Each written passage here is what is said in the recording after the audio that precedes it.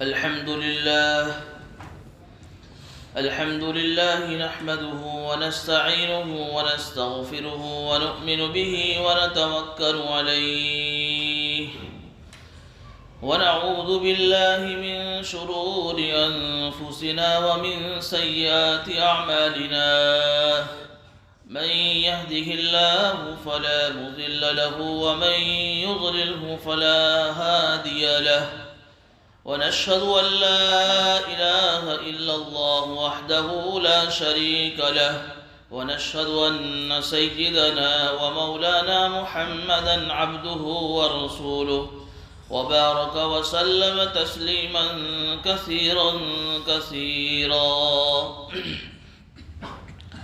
أما بعد فأعوذ بالله من الشيطان الرجيم بسم الله الرحمن الرحيم وإذ قلنا للملائكة اسجدوا لآدم فسجدوا إلا إبليس كان من الجن ففسق عن أمر ربه أفتتخذونه وذريته أولياء من دوني وهم لكم عدو بئس للظالمين بدلا صدق الله العظيم. بزرگان محترم اور میرے بھائی دوستو بزرگوں،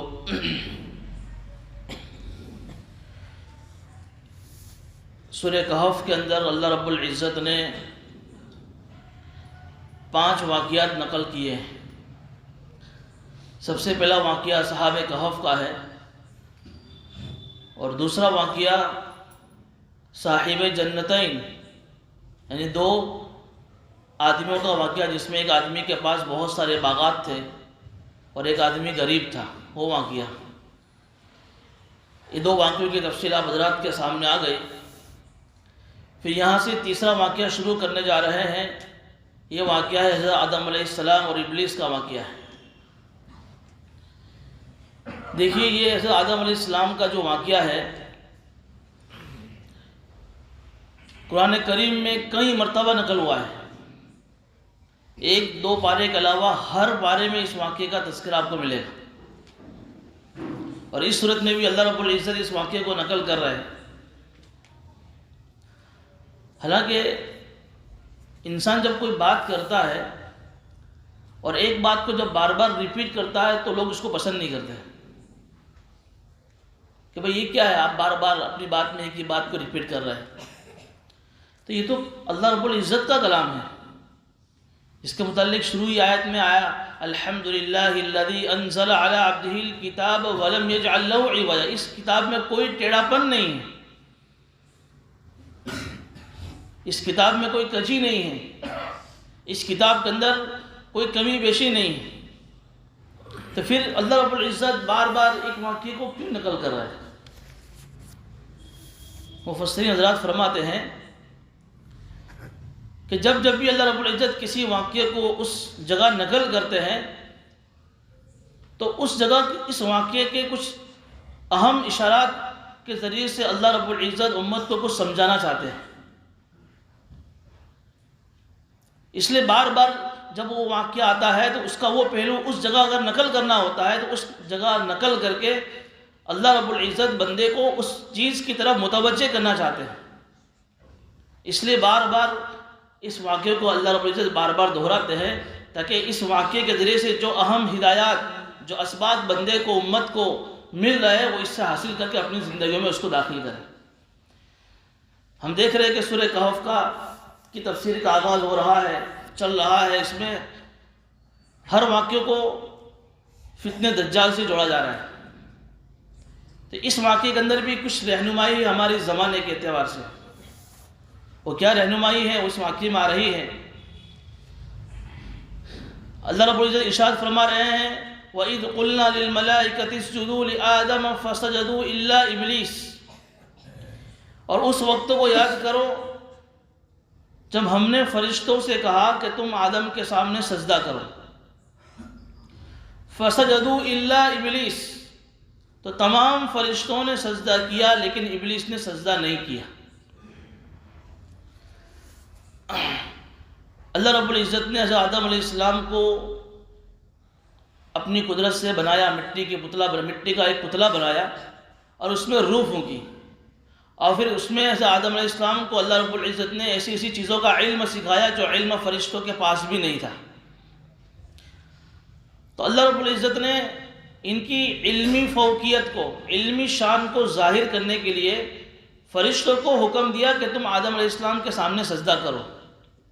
تم ظاہر میں فرشتے ہو لیکن مقام ان کا تم سے اونچا ہے، یہ انسان ہے، تم فرشتے ہو، لیکن ہم نے ان کو کچھ چیزیں ایسی دی ہے جن کی وجہ سے ان کا مقام اور مرتبہ تمہارے مقابلے میں بڑھ گیا ہے۔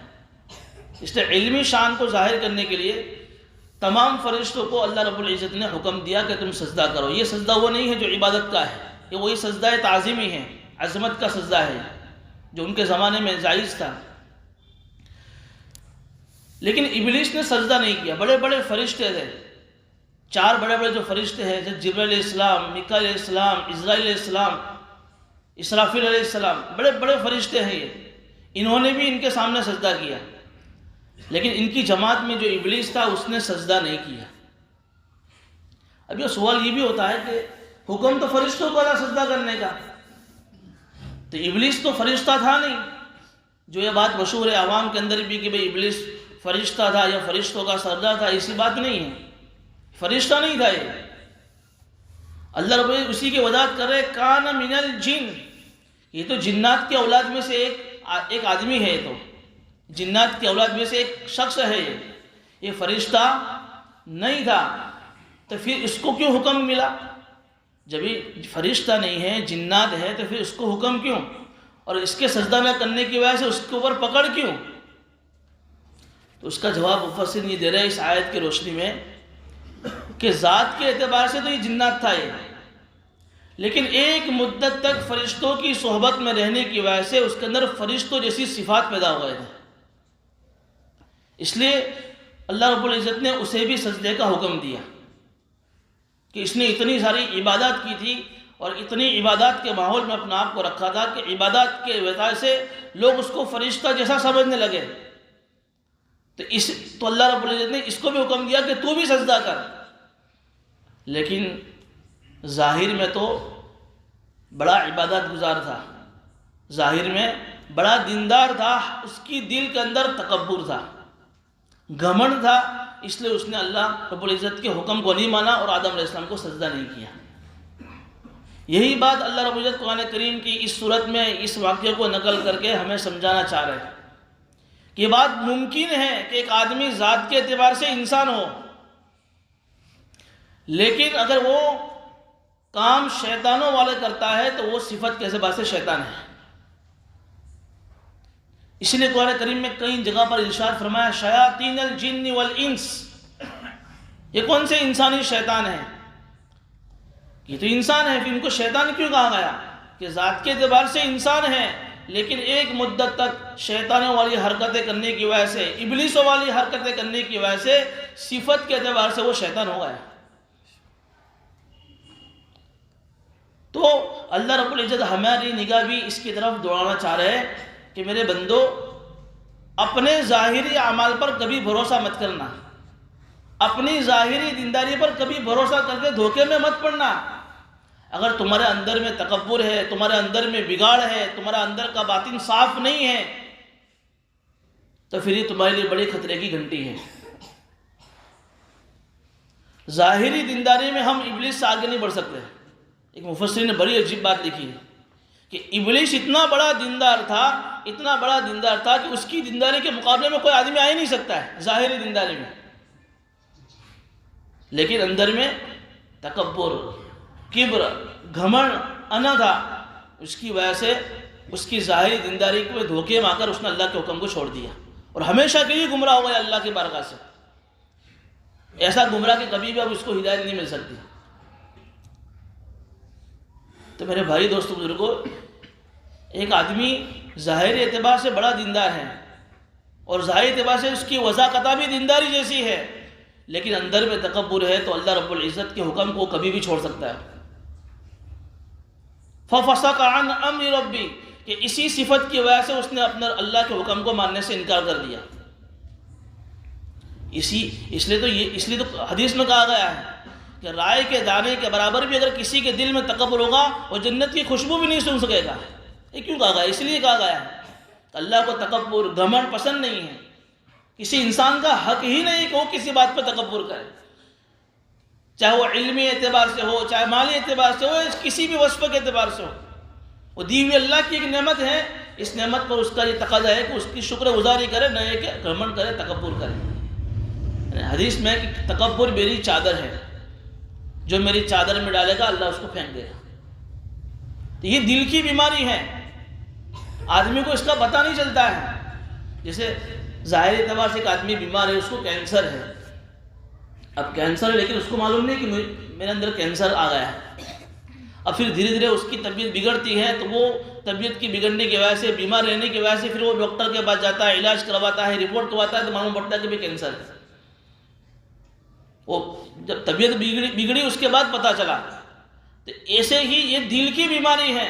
آدمی ظاہری اعتبار سے تہجد کا پابند، نمازی، ہر اعتبار سے ذکر و تلاوت میں آگے ہے، لیکن اگر یہ بیماری ہے آدمی کو اس کا پتہ نہیں چلتا ہے، اور آدمی سمجھ رہا ہے کہ میں کامیاب ہوں، میں دیندار ہوں، اور اللہ رب العزت نے مجھے ہر اعتبار سے نوازا ہے۔ لیکن جہاں کہیں آدمی کے اپنے نفس کے خلاف، اپنے عزت کے خلاف کسی نے کوئی بات کہہ دی، آدمی فوراً بھڑک جاتا ہے، وہاں آدمی کی کلی کھل جاتی ہے کہ آدمی کتنا بڑا اس کے اندر میں تواضع ہے، اس کے اندر تکبر ہے۔ تو یہ اس چیز کی، اس بیماری کو دور کرنا بہت ضروری ہے۔ یہ ایک دم سے نہیں جاتی، بزرگوں کی صحبت پہ رہنا پڑتا ہے، اللہ والوں کے سامنے جس طریقے سے ہم ظاہری بیماری کے پاس دنیا کے ڈاکٹر کے پاس جاتے ہیں، یہ دل کی بیماری کے پاس دل کے ڈاکٹر کے پاس جانا پڑتا ہے۔ آپ نے سنا قاری طیب صاحب رحمۃ اللہ علیہ، جنہوں نے ایک مدرسے کی 60 سال انہوں نے اہتمام سنبھالا، انہوں نے بڑے علمی اعتبار سے بڑے اونچے درجے کے تھے وہ، لیکن ان کو اپنی ذات پر اعتماد نہیں تھا، تو اپنی ذات کی صفائی کے لیے، اپنی اصلاح کی صفائی کے لیے بزرگ کی خانقاہ میں گئے۔ پہلے دن گئے، بزرگ نے کہا کہ میری خانقاہ میں جو آنے والے ہیں ان کے چپلوں کو، جوتیوں کو آپ کو سیدھا کرنا ہے۔ کون ہے؟ بڑا صاحب علم ہے، اپنے کسی مدرسے کا پرنسپل محتمیم ہے، لیکن وہ اللہ والے نے بھانپ لیا کہ ابھی دل میں کبر ہے، تکبر ہے، صفائی ضروری ہے، باہر لگا دیا جوتیوں کی سیدھا کرنے کے اندر۔ وہ کہہ رہے ہیں کہ میرے دل میں ذرا برابر بھی یہ چیز نہیں آئی کہ میں اتنے بڑا علم کے عہدے پر ہوتے ہوئے مجھے جوتیاں سیدھی کرنے کے لیے کہا گیا۔ نہیں، اللہ والے، ہو سکتا ہے میرے دل میں کوئی تکبر ہوگا، کچھ مدت تک ان کے ذمہ ڈیوٹی سونپی گئی، پھر جب دیکھا کہ بھئی اب ان کے دل میں تکبر نہیں ہے، پھر ان کو خانقاہ میں بلا لیا گیا۔ تو یہ چیزیں ضروری ہے، آدمی جس طرح اپنے ظاہر کو سنوارتا ہے، اس سے زیادہ اپنے باطن کو سنوارنے کی ضرورت ہے۔ حدیث میں اللہ کے سامنے کئی دعاؤں کے ذریعے سے اپنی امت کو دعائیں سکھائی ہے۔ اللہ سے دعاؤں میں مانگنا چاہیے، مکارم اخلاق، اچھے اخلاق مانگنے چاہیے، برے اخلاق سے، برے رذائل سے، بری صفتوں سے، بری خوبیوں سے پناہ مانگنی چاہیے۔ تو یہ جب اتنا بڑا ظاہری دیندار ہونے کے باوجود بھی جب اللہ اسے گمراہ کر دے ہوئے، تو پھر ہماری دینداری تو اس کے مقابلے میں کچھ نہیں ہے۔ اور دل میں ذرا بھی تکبر ہے تو پھر گمراہ ہونے میں دیر نہیں لگے گی۔ بلکہ ایک بزرگ نے یہاں تک بات کہی کہ اگر کسی کے آدمی کے دل میں تکبر ہے، اللہ اس کو توبہ سے بھی محروم کر دیں گے، اللہ اس کو توبہ سے بھی محروم کر دیں گے۔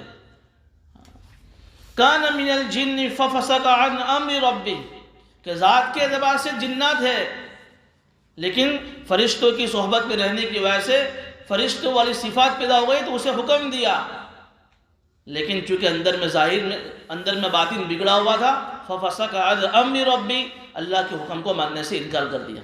اور اللہ بھی لوگوں کے سامنے لانا چاہتے تھے کہ ابلیس ہے، فرشتوں کے ماحول میں رہ رہا ہے، لیکن تمہیں نہیں معلوم کہ اس کے دل میں کیا ہے، تو لوگوں کے سامنے بھی یہ بات واضح ہو جاوے۔ اللہ نے تمام فرشتوں سے اس کو بھی حکم دے دیا، تو اس کی ظاہر کی اندر کی ایک بات کھل گئی کہ ظاہر میں ایک بڑا دیندار ہے، لیکن حقیقت میں تکبر ہے، اللہ نے اسے اپنے دربار سے نکال دیا۔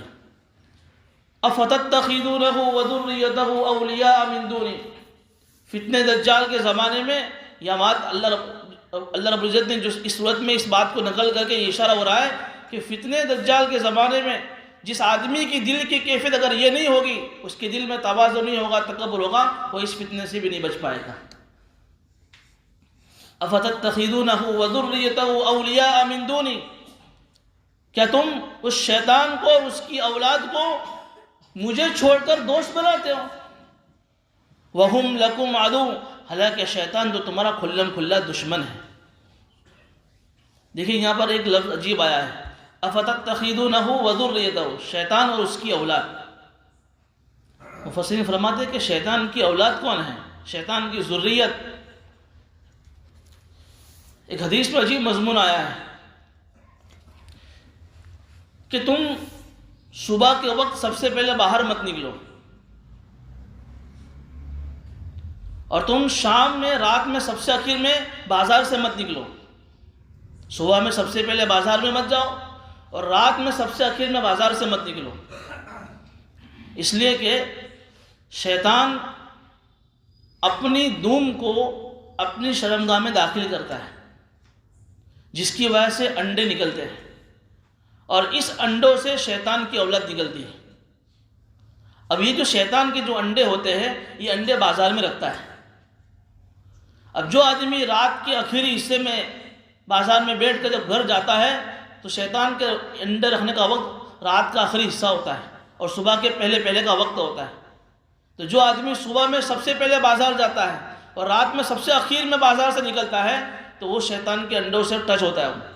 لیکن ہم شیطان کو دیکھ تو سکتے نہیں ہیں، کیونکہ شیطان یہ جنات کی ایک قسم ہے، اور جنات کو اللہ نے آگ سے بنایا ہے، اور ایسی آگ ہے سموم پتلی آگ، جس کو ہم کہتے ہیں لو بھی ایک آگ کی ہی قسم ہے۔ خوب تیز دھوپ ہو جس میں لو چل رہی ہو، بہت سارے لوگ اس میں بھی مر جاتے ہیں، یہ بھی آگ کی ایک قسم ہے جس کو ہم اپنی آنکھوں سے لو کو دیکھ نہیں سکتے ہیں۔ اسی لو والی آگ سے اللہ رب العزت نے جنات کو بنایا ہے، اس لیے ہم جنات کو اپنی آنکھوں سے دیکھ نہیں سکتے ہیں، اور اسی جنات کا ایک آدمی شیطان ہے۔ تو اس کے اولاد کو، شیطان کو ہم دیکھ نہیں سکتے ہیں، تو اس کے انڈوں کو بھی ہم دیکھ نہیں سکتے ہیں، لیکن حدیث میں ہے، ماننا پڑے گا کہ رات کے آخری حصے میں، صبح کے شروع کے حصے میں وہ بازار میں اپنے انڈے رکھتا ہے اور اس کے انڈوں سے اس کی اولاد نکلتی ہے۔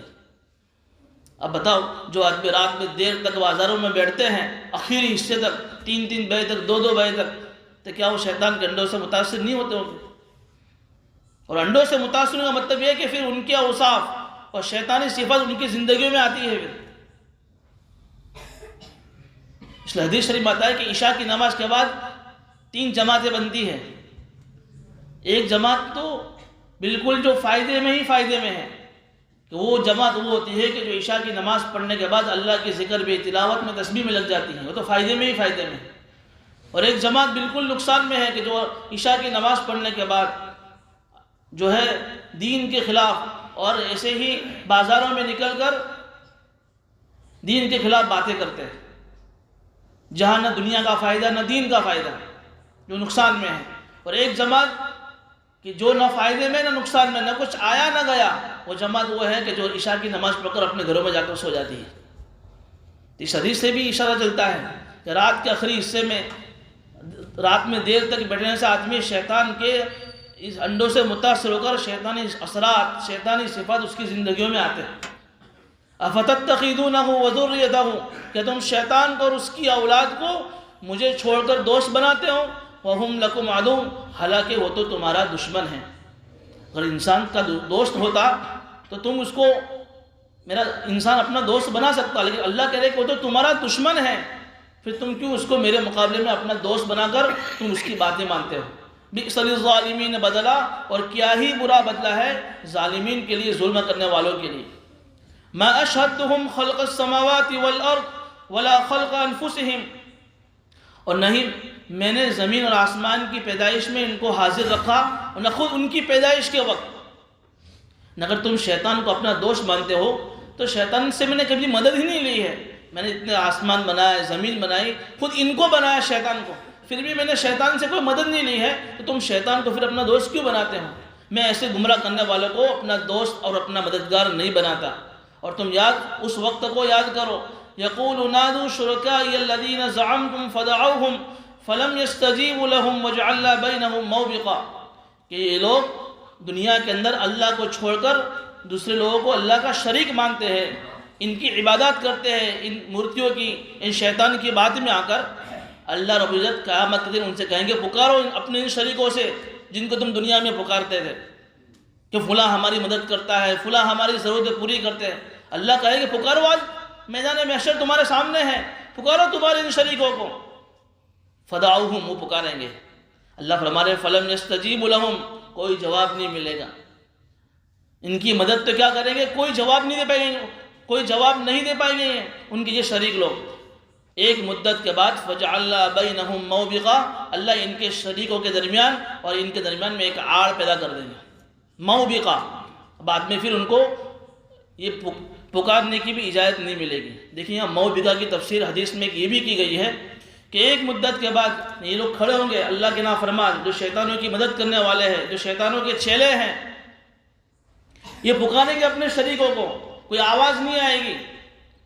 ایک مدت کے بعد ایک جہنم ہوگی، اس کے اندر آگ پانی کی طرح پتلی ہوگی، پانی کی طرح پتلی ہوگی، اور اس کے چاروں کناروں پر کھچر کی طرح بڑے کالے کالے سانپ ہوں گے جو ان کا انتظار کر رہے ہوں گے۔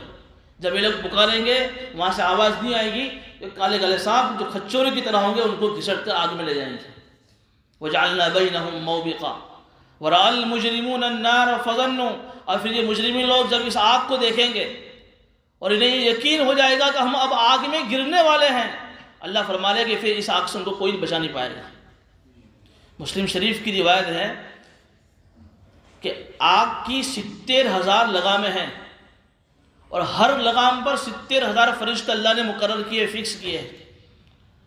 وہ 70,000 فرشتے ایک لگام پر، ایسی 70,000 لگامیں، بتاؤ کتنے سارے فرشتے ہوں گے، اور اتنے سارے فرشتے پکڑ کر لگاموں کے ذریعے سے جہنم کو کھینچ کر لائیں گے، اور یہ مجرمین لوگ 40 سال کے فاصلے سے دور سے جہنم کو دیکھ لیں گے، وہ جہنم ہے، اور انہیں یقین ہو جائے گا کہ ہم جہنم میں گرنے والے ہیں۔ مفسرین فرماتے ہیں کہ ایک تکلیف آدمی کو آنے والی ہو، لیکن آنے سے پہلے اس تکلیف کو آدمی کا اندازہ ہو جاوے کہ تکلیف مجھ پہ آنے والی ہے، تو آدمی کی تکلیف اور بڑھ جاتی ہے۔ وہ لوگ 40 سال پہلے سے جہنم کو دیکھ لیں گے تو ان کی تکلیف میں اور اضافہ ہو جائے گا، لیکن وہ اللہ فرما لے کوئی انہیں بچانے والا نہیں ہوگا۔ وَلَقَدْ صَرَّفْنَا فِي هَذَا الْقُرْآنِ لِلنَّاسِ مِنْ كُلِّ مَثَلٍ، اللہ آگے ایک رکوع کے ذریعے سے کہہ رہے ہیں کہ ہم اس قرآن کے اندر لوگوں کے سامنے کتنی ساری مثالیں بیان کرتے ہیں۔ اسی صورت میں دیکھ لیجئے، دنیا کی زندگی کی مثال بیان کری، دو آدمیوں کے واقعے والی مثال بیان کی، اس شیطان والے واقعے کی مثال بیان کی، کہ ہم اتنی ساری مثالیں قرآن میں لوگوں کے سامنے بیان کرتے ہیں، لیکن پھر بھی انسان کا حال کیا ہے؟ وَكَانَ الْإِنسَانُ أَكْثَرَ شَيْءٍ جَدَلًا، کہ انسان دنیا میں ہر چیز کے اعتبار سے سب سے زیادہ جھگڑالو ہے، کہ اتنا سارا حق آ جانے کے باوجود بھی مانتا نہیں ہے، بحث کرتا ہے، جھگڑتا ہے، اور دلیل قائم کرتا ہے، حجت بیان کرتا ہے۔ حدیث شریف میں آتا ہے کہ جب اللہ رب العزت جب کسی کو ہلاک کرنا چاہتا ہے، اذا اراد اللہ ان یہلک امتا، جب اللہ کسی آدمی کو یا کسی امت کو اللہ ہلاک کرنا چاہتے ہیں، اللہ عمل کی توفیق اس سے چھین کر اس کو بحث میں مبتلا کر دیتے ہیں، عمل کی توفیق اس کی چھین لی جاتی ہے، صلبہ العمل وسلط علیہ الجدل، کہ اللہ اس سے عمل کی توفیق چھین لے گا، عمل نہیں کرنا ہے اس کو، بس بیجا سوالات، بیجا بحث اور بیجا اعتراضات اللہ اس پر مسلط کر دیں گے، ہر بات میں بحث، ہر بات میں جھگڑا، ہر بات کے اندر بیجا سوالات۔ یہ دنیا کا حال ہے اس کا، کہ دنیا کے اندر آدمی ایسا کرے گا، لیکن حدیث میں آتا ہے کہ مرنے کے بعد بھی آدمی اللہ سے جھگڑے گا، مرنے کے بعد بھی آدمی اللہ سے جھگڑے گا۔ ایک آدمی کو اللہ بلائیں گے، دیکھ بھائی دنیا کے اندر میں نے تجھے بھیجا تھا، تو نے کیا کیا؟ اس سے سوال کرے گا، وہ کہے گا کہ میں دنیا میں جا کر میں نے تیری بات مانی، تیرے نبی کی بات مانی، اور تیرے مطابق میں نے زندگی گزاری۔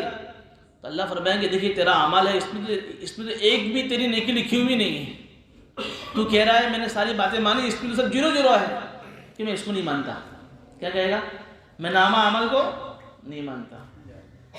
اچھا نامہ عمل کو نہیں مانتا کہ نہیں، وہ جو فرشتے دنیا میں ہم نے تیرے کندھے پر رکھے تھے کرامن کاتبین، جو تیری ساری برائیوں کو لکھ رہے تھے، وہ بھی تیرے خلاف گواہی دے رہے ہیں کہ میں ان کو بھی نہیں مانتا۔ تو پھر یہ جو لوح محفوظ ہے، لوح محفوظ آدمی دنیا بنانے سے پہلے اللہ نے اس میں آدمی کی زندگی کی تقدیریں لکھ دی ہے، اس کے اندر بھی لکھا ہوا ہے کہ تو اللہ کا نافرمان ہے، کہ وہ اس کو بھی نہیں مانتا. فرشتے کو جھٹلا دے گا, لوح محفوظ کو جھٹلا دے گا, نبیوں کو جھٹلائے گا, نامہ اعمال کو جھٹلائے گا. تو پھر وہ اللہ سے سوال کرے گا کہ اللہ تو مجھے ظلم سے پناہ نہیں دے گا؟ ہاں کیوں نہیں, میں تجھے ظلم سے پناہ دوں گا, تو میرے پناہ میں ہے. تو پھر وہ اللہ سے کہے گا کہ جو چیزیں میرے آنکھوں سے پردے میں تھی, میں ان چیزوں کی گواہی قبول نہیں کروں گا. میری ذات سے کوئی چیز ہوگی تو ہی میں اپنے خلاف گواہی قبول کروں گا. وہ اللہ سے جھگڑا کرے گا, بحث کرے گا. تو اللہ رب العزت اس وقت اس کے زبان پر لوک لگا دیں گے, تالا لگا دیں گے, اور اس کے زبان کے علاوہ بدن میں جتنے بھی اس کے اعضاء, ہاتھ اور پیر, الیوم نختم علی افواہہم وتکلمنا ایدیہم وتشہد ارجلہم, اب اس کے ہاتھ اور اس کے پیر, جن ہاتھ کے ذریعے سے, جن پیر کے ذریعے سے اس نے گناہ کیے تھے, وہ سارے گواہی دیں گے اس کے خلاف. زبان تو لوک لگ گیا ہے, اب ہاتھ اس کے خلاف گواہی دیں گے, پیر اس کے خلاف گواہی دیں گے. تو وہ اندر اندر کہے گا لما شہدتم علینا, میں تو تم کو خوش کرنے کے لیے گناہ کرتا تھا, تم آج میرے خلاف گواہی دے رہے. فرمائے کہ ہاں جس اللہ نے تجھے زبان دی تھی دنیا میں, آج اسی اللہ نے قیامت میں ہمیں زبان دی ہے. ہم تو تیرے تابع ہیں, تو ہمیں جہاں چاہے لے گیا. تو بہرحال آدمی قیامت میں بھی جھگڑے گا, آخرت میں بھی اللہ کے سامنے. اللہ فرما رہے کہ انسانوں کے سامنے ہم کیسی کیسی مثالیں بیان کرتے ہیں سمجھانے کے لیے کہ دیکھو بھئی کیا مقصد ہے دنیا میں آنے کا, کیا ہے کیا نہیں. لیکن پھر بھی آدمی ہر چیز کے اعتبار سے سب سے زیادہ جھگڑالو ہے, وہ پھر بھی مانتا نہیں ہے. اور اسی جھگڑنے کی نحوست کی وجہ سے اللہ رب العزت اسے ہدایت سے محروم کر دیتے ہیں. وما منع الناس ان يؤمنوا اذ جاءهم الهدى ويستغفروا ربهم الا ان تاتيهم سنة الاولين او ياتيهم العذاب قبلا. پھر لوگوں کو جب حق ان کے سامنے آ گیا تو اس حق پر ایمان لانے اور اپنے رب سے اپنے گناہوں کی معافی مانگنے سے کوئی چیز نہیں روکتی, سوائے دو چیزیں روکتی ہیں کہ حق سامنے آ گیا ہے, قرآن کے ذریعے سے ساری باتیں کھول کھول کر سامنے آ گئی, اور اللہ کے سامنے معافی مانگنی چاہیے, ایمان لے آنا چاہیے, اپنی پچھلی زندگی سے توبہ کرنی چاہیے. پھر بھی کیا نہیں کر رہے, کیوں کہ ان کا بھی یہ خیال ہے کہ جس طریقے سے پچھلے زمانے میں پچھلی قوموں پر جو عذاب آیا تھا, جو ہلاکت آئی تھی, وہ ہلاکت ہم پر بھی آ جائے, یا ہم اپنی آنکھوں سے عذاب کو دیکھ لے ہوئے تبھی ہم مانیں گے. اگر تم نہیں لا رہے ہو, حق تمہارے سامنے آ گیا ہے, پھر بھی تم ایمان نہیں لا رہے ہو, تو تم کیا کہنا چاہ رہے ہو اللہ سے؟ یہی تو کہنا چاہ رہے ہو کہ جس طریقے سے پچھلے زمانے کے لوگوں کو اللہ نے ہلاک کیا تھا, ہم تم کو بھی اس طرح ہلاک کر دیں. یا جس طریقے سے پچھلے زمانے کی امتوں نے اپنے آنکھوں کے سامنے عذاب کو دیکھا تھا, کہ تم بھی اپنے آنکھوں کے سامنے عذاب کو دیکھنا چاہتے ہو, اس لیے تم ایمان نہیں لا رہے ہو. اور سن لو, ہم نے تمہارے درمیان میں جو نبی بھیجے ہیں زبردستی تم کو ہدایت پر نہیں لائیں گے. ان کا کام کیا ہے؟ مبشرین و منذرین, کہ جو اچھے اعمال کریں گے اس کے جو اچھے نتائج آئیں گے, اس اچھے نتائج تم کو بتائیں گے کہ تم ایمان اور اعمال صالحات کے ساتھ زندگی گزارو گے تو تمہیں اللہ کیا دیں گے, اس کے کیا اچھے اثرات آئیں گے, وہ تم کو بتانے کی دنیا میں آئے ہیں. ومنذرین, اور تم اللہ کی نافرمانی والی زندگی گزارو گے تو اس کے انجام سے آگاہ کرنے کے لیے دنیا میں آئے ہیں کہ ایمان اعمال صالحات پر اللہ کیا دیں گے, اور اللہ کی نافرمانی کرنے پر اللہ کیا عذاب دیں گے, اس بتانے کے لیے نبی دنیا میں آئے ہیں. کوئی زبردستی تم کو ہدایت پر لا کر کھڑا کرتے ہوئے ایسا نہیں ہوگا. اس لیے تمہارے سامنے حق بات آ گئی ہے, پھر بھی تم نہیں مان رہے ہو, اور تمہارا یہ طریقہ کیا ہے کہ تم پھر بھی اپنے باطل طریقوں کے ذریعے سے یہ جھگڑ کر کے حق کو تم مغلوب کرنے کی کوشش کرتے ہو. طرح طرح کے بحثوں سے تم کوشش کرتے ہو کہ کسی بھی طریقے سے حق دب جاوے اور باطل غالب آ جاوے, اور تم اس کی وجہ سے وَاتَّخَذُوا آیَاتِي وَمَا أُنذِرُوا هُزُوًا, بجائے اس کے کہ میرا جو عذاب آ رہا ہے یہ عذاب سے تمہیں عبرت لینی چاہیے, اس کے مقابلے میں تم کیا منا رہے ہو؟ ہنسی مذاق بنا رہے ہو. پچھلے قوموں میں بھی ایسا ہوتا تھا, جب عذاب آتا تھا, جب نبی کسی عذاب کی دھمکی دیتے تھے امت کو, کیا کہتے تھے؟ کہا تمہارے اللہ سے کہو عذاب بھیجے ہمارے اوپر, ہم تو کب سے اس عذاب کا انتظار کر رہے ہیں. ایسا مذاق اڑا دیتے نبیوں کا کہ تم بھی اس طریقے سے اللہ کی آیتوں کا اور میری ڈرائی ہوئی چیزوں کا مذاق اڑا رہے ہیں. تو سن لو, وَمَنْ أَظْلَمُ مِمَّنْ ذُكِّرَ بِآيَاتِ رَبِّهِ, تم سے بڑا ظالم دنیا میں کوئی نہیں. وَمَنْ أَظْلَمُ, کہ جن کے سامنے ان کے رب کی آیتیں پڑھ پڑھ کر سنائی جاتی ہیں, انہیں نصیحتیں کی جاتی ہیں, پھر بھی وہ ان نصیحتوں سے اعراض کرتے ہیں. ان سے بڑا ظالم دنیا میں کوئی نہیں ہے. اور پھر اسی تمہارے اس غفلت کی وجہ سے اللہ رب العزت نے تمہارے دلوں پر پردے ڈال دیے تاکہ تم حق بات کو سمجھ نہ سکو. اِنَّا جَعَلْنَا عَلَىٰ قُلُوبِهِمْ أَكِنَّةً أَن يَفْقَهُوا, اللہ پردے ڈال دیتا ہے. پھر ایک مدت تک اللہ اس کو سمجھانے کے لیے لوگ آتے ہیں, سمجھاتے ہیں, لیکن آدمی اعراض کرتا ہے کہ جب غفلت کی انتہا ہوتی ہے اللہ اس کے دلوں پر پردہ ڈال دیتے جس کی وجہ سے حق بات بھی سمجھ میں نہیں آتی. وفی آذانہم وقرا، اور اس کے کانوں میں بھی ڈانٹ ڈال دیتے پردے، تاکہ کانوں کے ذریعے سے بھی کوئی حق بات کو سن نہ سکیں. دیکھیے آگے اللہ کیا کرے کہ اس کی نحوست یہ ہوگی کہ اے نبی جی آپ اپنے زمانے کے ان کفار مشرکین کو اگر ہدایت کی طرف بلاؤں گے بھی پھر بھی ہرگز ہدایت پر نہیں آ پائیں گے، چونکہ انہوں نے دھندے ایسے کیے ہیں کہ اتنی مدت سے آپ انہیں سمجھا رہے ہیں، حق بات ان کے سامنے آ گیا ہے، لیکن پھر بھی غفلت کا اور ضد ہٹ درمی کا یہ عالم ہے کہ ایک بات ماننے کو تیار نہیں ہے. نبی جی سن لو، ہم نے ان کے دلوں پر پردے ڈال دیے ہیں، ان کے کانوں پر پردے ڈال دیے ہیں، آپ ان کو ہدایت کی طرف بلائیں گے پھر بھی ہرگز یہ ہدایت پر نہیں آئیں گے.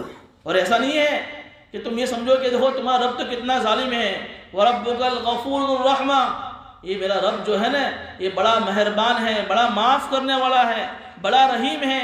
اسی صفت رحمت کی وجہ سے لو یؤاخذہم بما کسبوا لعجل لهم العذاب، اللہ کے اندر اگر صفت رحمت نہ ہوتی اور اللہ معاف کرنے والا نہ ہوتا تو اللہ نے کب سے ان کو عذاب بھیج دیا ہوتا. اگر اللہ چاہتے تو ان کے کرتوتوں کی وجہ سے اللہ ان کو جلدی عذاب ان کو دے دیتے، فوری عذاب ان پر بھیج دیتے، لیکن اللہ نے اپنی صفت رحمت کی وجہ سے ایسا نہیں کیا. بل لهم موعد لن يجدوا من دونه موئلا، بلکہ اللہ نے ان کے لیے ایک وعدہ کر رکھا ہے، جب وہ وعدہ آ جائے گا ان کی گرفتاری کا، ان کے عذاب کے دینے کا، تو پھر وہ اللہ کے علاوہ کوئی پناہ گاہ تلاش نہیں کر سکیں گے. وَتِلْكَ الْقُرَىٰ أَهْلَكْنَاهُمْ لَمَّا ظَلَمُوا وَجَعَلْنَا لِمَهْلِكِهِمْ مَوْعِدًا. اور آپ نے دیکھا نہیں کہ آپ سے پہلے بہت ساری بستیاں جہاں آپ چلتے پھرتے بھی ہو، ہم نے ان سب کو ان کے ظلم کی وجہ سے ہلاک کر دیا، ان کے ظالم ہونے کی وجہ سے. اس لیے تم یہ مت سمجھنا کہ تم نبی کی بات نہیں مان رہے ہو، تم پر عذاب نہیں آ رہا ہے تو تمہارا کوئی کچھ نہیں ہوگا. جب تمہارا بھی عذاب کا وقت آ جائے گا، جس طریقے سے پچھلی قوموں کا عذاب کا وقت آیا، جس طریقے سے وہ ہلاک ہو گئی تم بھی ہلاک ہو جاؤ گے. وَجَعَلْنَا لِمَهْلِكِهِمْ مَوْعِدًا، اور ہم نے ہر قوم کی ہلاکت کا ایک وعدہ طے کر رکھا ہے. دیکھیے عجیب آیت ہے، سنیے اس کو. وَجَعَلْنَا وَتِلْكَ الْقُرَىٰ أَهْلَكْنَاهُمْ، اور وہ بستیاں جن کو ہم نے ہلاک کر دیا ان کے ظلم کرنے کی وجہ سے، وَجَعَلْنَا لِمَهْلِكِهِمْ مَوْعِدًا، اور ہم نے ہر قوم کی ہلاکت کا ایک وعدہ طے کر رکھا ہے. مفسر حضرات فرماتے ہیں کہ اس آیت میں اشارہ ہے، آدمی اس آیت کو بار بار سوچے. جس زمانے میں ہم جی رہے ہیں، جہاں باطل کے ذریعے سے حق کو دبانے کی کوشش کی جا رہی ہے، ظلم عام ہو رہا ہے، ہر فرد بشر پر ظلم ہو رہا ہے، ایسے موقع پر کوئی آدمی اللہ کی ذات سے نا امید نہ ہوئے کہ میرا اللہ کچھ نہیں کر رہا ہے. جس طریقے سے پچھلے زمانے میں اللہ نے ہر قوم کو ایک موقع دیا سدھرنے کا، ایک چانس دیا، تم جس زمانے میں رہ رہے ہو اس زمانے میں بھی اللہ ان لوگوں کو سدھرنے کا ایک چانس دے رہے ہیں، اللہ ایک موقع دے رہے ہیں.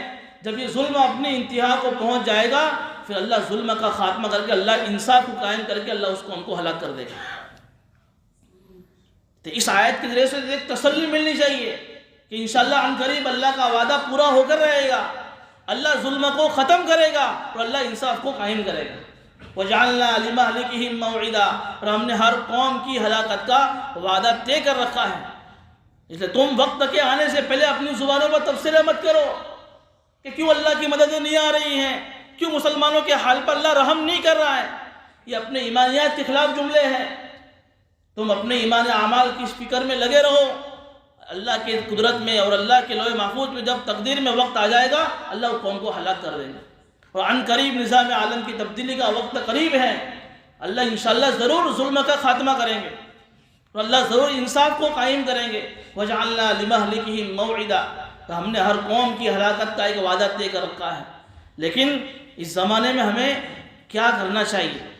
جب اللہ کہہ رہے کہ جب ظلم انتہا کو پہنچے گا تو ہم اس قوم کو ہلاک کر دیں گے، تو مفسرین فرماتے ہیں کہ ہر آدمی کو جب ظلم کا لفظ بولا جاتا ہے نا تو ہمارا دماغ کہاں جاتا ہے؟ فوراً حکومت کی طرف جاتا ہے. ہمارا دماغ کہاں جاتا ہے؟ فوراً حکومت کی طرف، کہ بھئی حکومت ظلم کر رہی، بہت ظلم ہو رہا ہے مسلمانوں پر. وہ تو ہے ہی کہ ملکی سطح پر، عالمی سطح پر مسلمانوں پر، اسلام پر ظلم ہو رہا ہے، لیکن اس کے ساتھ ساتھ جو معاشرتی جو ظلم ہو رہا ہے، بھائی بھائی پر جو ظلم کر رہا ہے، ساس بہو پر جو ظلم ہو رہا ہے، آپس میں بھائی، آپس میں پڑوسیوں پر جو ظلم ہو رہا ہے، اس ظلم سے بھی ہمیں پناہ مانگنی چاہیے، اس ظلم سے بھی بچنا چاہیے. تو اس ظلم کے ساتھ ساتھ اس ظلم کی طرف بھی اللہ اشارہ کر رہا ہے کہ ہمارے زمانے میں، ہمارے معاشرے میں، ہماری سوسائٹی میں میری ذات سے کسی پر ظلم نہیں ہونا چاہیے۔ وَجَعَلْنَا لِمَهْلِكِهِمْ مَوْعِدًا وَتِلْكَ الْقُرَىٰ أَهْلَكْنَاهُمْ لَمَّا ظَلَمُوا، کہ میرے ساتھ جن لوگوں کے حقوق وابستہ ہیں، کہ جن گناہوں کو ہمیں چھوڑنے کی ضرورت ہے، اس میں سب سے زیادہ جو توجہ دینے کی ضرورت ہے آج کے زمانے میں، وہ حقوق العباد کی طرف۔ نماز میں کچھ کمی بیشی ہوگی اللہ معاف کر دیں گے، لیکن حقوق العباد میں کوتاہی ہوگی اللہ کبھی معاف نہیں کریں گے۔ تو جس چیز کی طرف توجہ دینے کی ضرورت ہے وہ حقوق العباد ہے، کہ میری ذات سے کسی کو کوئی تکلیف نہیں پہنچنی چاہیے۔ آج کے زمانے میں یہ ہو نہیں سکتا کہ کوئی آدمی نہ ظالم ہو، کوئی آدمی نہ مظلوم ہو۔ دو چیزیں ہوگی، یا تو آدمی ظالم ہوگا، کسی پر ظلم کر رہا ہوگا، یا اس پر کوئی آدمی ظلم کر رہا ہوگا، وہ مظلوم ہوا ہو۔ ایسا نہیں ہوگا کہ میں کسی کا برا نہ چاہوں، کوئی میرا برا نہ چاہے۔ ایسا تو ہوگا کہ ایک آدمی کا مزاج یہ ہے کہ میری ذات سے کسی کو تکلیف نہ پہنچے، میں کسی کا برا نہ چاہوں، لیکن بہت ممکن ہے کہ لوگ پھر بھی اس کا برا چاہیں گے، ایسا ہو سکتا ہے، وہ مظلوم بنا ہوا ہوگا۔ لیکن ایسا نہیں ہوگا کہ میں کسی کا برا نہ چاہوں، کوئی میرا برا نہ چاہے، ایسا دنیا میں نہیں ہوگا، ممکن نہیں ہے۔ اور اکثر تو اسی کی ہے کہ میری ذات سے کسی کو تکلیف پہنچ رہی ہے، آدمی اس کا احساس ہی آدمی کی زندگی سے ختم ہو جاوے، اس کی بھی اکثر دنیا میں بہت زیادہ ہے۔ ظلم اپنے پڑوسیوں کے ساتھ، رشتہ داروں کے ساتھ، بھائیوں کے ساتھ، بیوی کے ساتھ، ماں باپ کے ساتھ، اولاد کے ساتھ، جن جن لوگوں سے ہمارا واسطہ پڑ رہا ہے، کہیں میرے ذات سے ان کے اوپر ظلم تو نہیں ہو رہا ہے؟ اگر ملکی سطح پر حکومت ظلم کر رہی ہے لیکن معاشرتی ظلم ختم نہیں ہو رہا ہے، تو پھر بھی یہ تبدیلی نہیں آئے گی۔ تو تبدیلی لانے کے لیے، انصاف کو قائم کرنے کے لیے ہمیں اپنی زندگی سے بھی ظلم کو ختم کرنا پڑے گا۔ وَجَعَلْنَا لِمَهْلِكِهِمْ مَوْعِدًا، جب ظلم 100% ختم ہو جائے گا، حکومتی اعتبار سے، ملکی اعتبار سے، عالمی اعتبار سے، اپنی ذات سے جب ظلم ختم ہو جائے گا، ہر آدمی اپنے ذمہ آنے والے حقوق کو جب ادا کرے گا، پھر اللہ اس میں انصاف کو اللہ قائم کرے گا۔ تو بہرحال اس واقعے کے ذریعے سے ہمیں دو پیغام مل رہے ہیں۔ ایک تو آدمی اپنی ظاہری دینداری کے ساتھ ساتھ اپنے دل کی صفائی کرے، صفائی کا بھی بہت اہتمام کرے، خاص کر کے جو تکبر ہے، جو ہر برائی کی، ہر بیماری کی جڑ ہے، جس تکبر کی وجہ سے پھر آدمی کی زندگی میں کینہ، بغض، عداوت، نفرت، حسد پیدا ہوتا ہے، اس کا بھی علاج کراؤ۔ اور دوسری بات کہ ہماری جانب سے کسی کو تکلیف ہو رہی ہو، ظلم ہو رہا ہے، اس ظلم کو ختم کر کے انصاف کو قائم کرنے کی کوشش کریں۔ اللہ پاک ہمیں ان باتوں پر عمل کرنے کی توفیق دے۔